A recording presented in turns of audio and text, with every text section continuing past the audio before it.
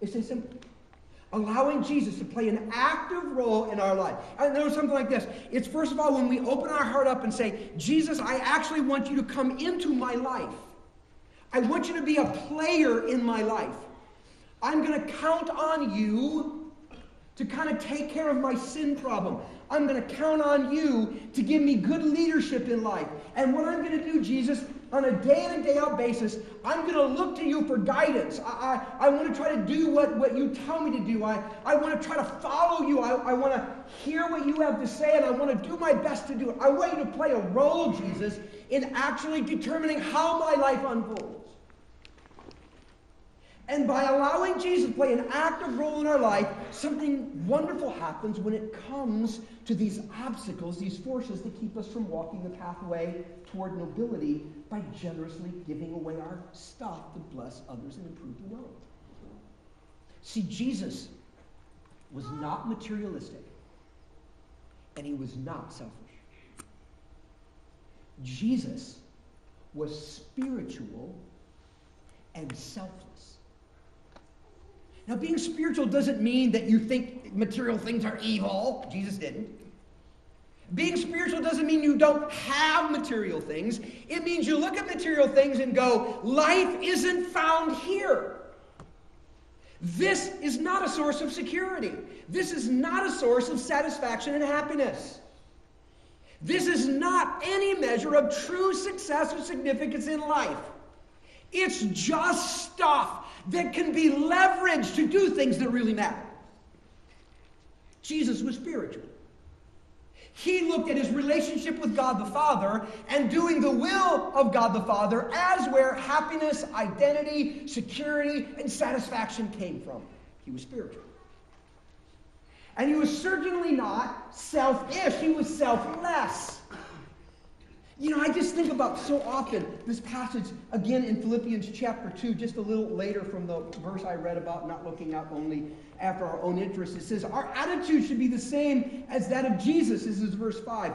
Who, being in very nature God, did not consider equality with God something to be grasped. In other words, though he was really God, he felt no compulsion to have to hang on to all the perks of being God.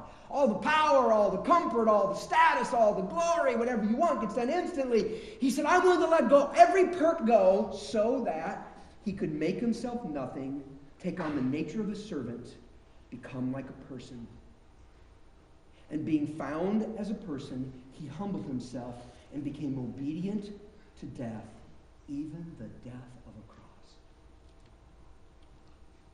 Jesus said, I'm willing to give it all away. Not just the perks and comfort of being God, to live hardship as a human, but I'm willing to give my own life away to bless others and improve the world. And when we allow this Jesus to become an active participant in our life, there are two things that he inevitably does. The first is he helps us to see the lies of materialism. It's like when suddenly we get this materialistic impulse. It's like the voice of Jesus on the inside going, oh, you don't really need to do that. That's not where happiness is. Come on. I remember one of the most vivid impressions I had after I first became a Christian, when I first placed all the faith and hope I had in Jesus alone to forgive me of my sin, take me to heaven, and be my leader in life.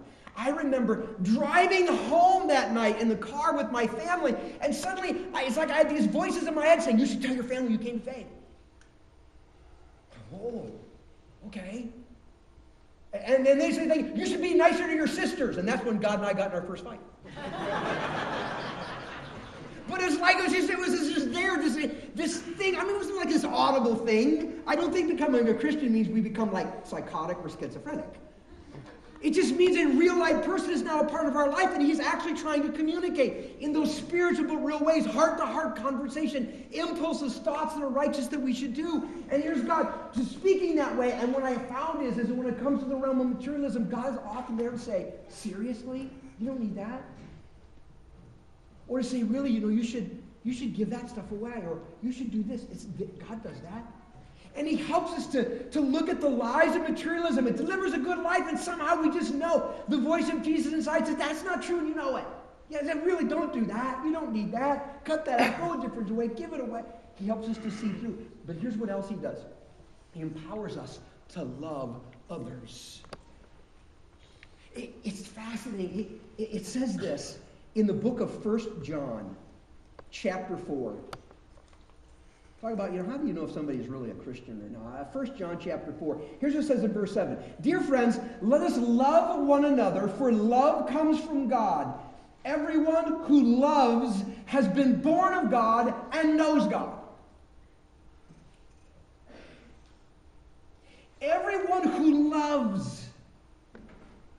What's fascinating here is the term used is a very unique word to describe love. And it's a love that transcends friendship love, a word that transcends marital love, a word that transcends family love, a word that transcends a sexual kind of love. It's a word that means to love regardless of how desirous the object is that need love. To love in a way that you are willing to impoverish yourself to bless and improve the life of others.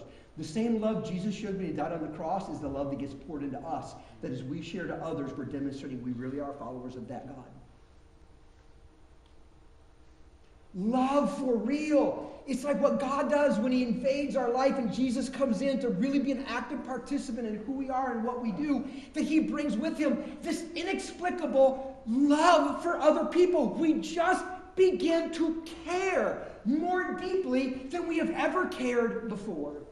When the earthquake hit Haiti, and we began to scramble going, we need to be a part of the overall process to send, ways to help.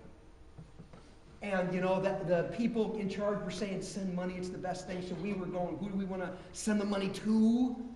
And there are so many great organizations. I mean, secular, Christian, they're great organizations. But we're like, we want to give to somebody that might not be getting a lot. We began to do research, and we ended up giving it to Jesus in Haiti Ministries. By the way, in one impromptu offering, you guys raised like over $3,300 just to get. See, that was your impulse to be generous and noble, just coming right to the front there. And one of the reasons we chose this is because of the story of the founder of this particular ministry. His name is Tom Osbeck. And I was reading a little bit of his story, and this is actually, these are his words. Little setup. In the early 1990s, he was working in Fort Wayne, Indiana. By the way, for a Christian organization trying to do good things. But the Christian organization he was working for required that they go on a missions trip. And he chafed it. I don't want to go. I want to stay right here. I want to do this. So finally he said, okay, fine, I'm going to go. I'll go because I have to. So let me get it over with. So he says, in July of 1996, I came to Haiti for the first time, wanting to just finish the trip and go home. But as I walked out of the airport, tears began to flow down my face. We stopped about 20 miles out of town in a village called Titian. I got off the bus and stood and looked around me. Right then, right there, God called me to Haiti. It was unbelievable. For the rest of the week, I spent 12 hours a day working with people, 6 hours a day crying, and 6 hours sleeping. I was touched in a way that could only come from God. In April of 98, I was back in Haiti. I was sitting in a garbage dump under a poorly made shelter listening to a Haitian preacher. I had 3 kids on my left knee, 3 kids on my right knee, but my feet were resting on garbage. Everywhere I looked, there was garbage, except on my lap. And at that moment, I knew there was no place else in the world I would rather be than right there with these children. I went back to Fort Wayne, resigned, began planning, and left for Haiti later that year. Now, how do you explain that? I'd done a good job, in a relatively large city, heartland of America.